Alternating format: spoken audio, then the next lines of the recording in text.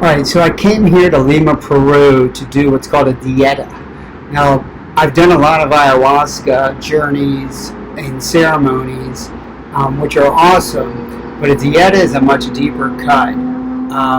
They say like ayahuasca, you're going to address your trauma, and you'll get clear on your trauma, and I've healed a lot of trauma in my ayahuasca ceremonies, but in dieta, they say you get to the root and can uproot your trauma at its core. So a dieta consists of several elements. One is usually it's in nature, in the jungle, ideally. So I did it here in the jungle, deep in the Amazon rainforest. Isolation. So I was mostly by myself.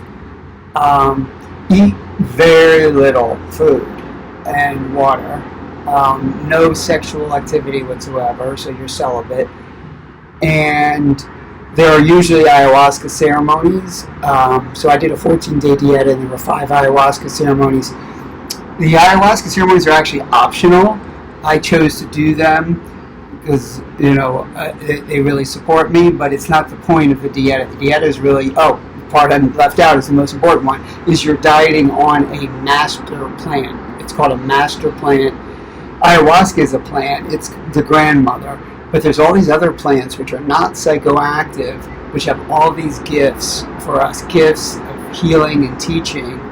And when you get there, the maestro assigns you the master plant that you're going to work with based on what your intentions are. And then you actually go into the jungle and we harvest the plant. And then they make a tea out of it and we drink it every day. And so that's the main point, is that you're cultivating a relationship with your master plant to receive its gifts.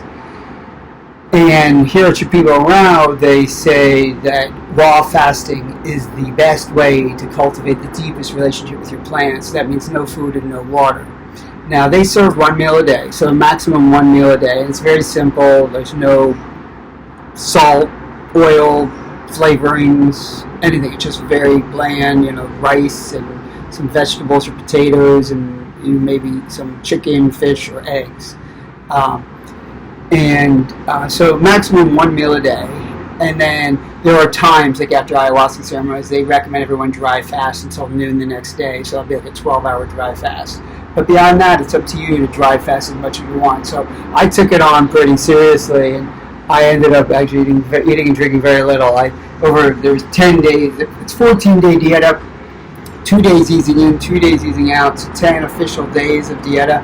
I ate 2 meals. I ate 1 meal every 4 days, and I drank water every 3 days, which I surprised myself. I was so nervous about eating just 1 meal, but I was just getting so much out of not eating and not drinking. I felt the less I ate and drank, the clearer my mind became, and it was definitely like a meditation retreat. The sounds of the jungle were my world. I freaking love when the sun set and the orchestra begins, frogs and crickets and birds. It was just amazing. So that's what a dieta is, and that's what the dieta was for me, basically. All right.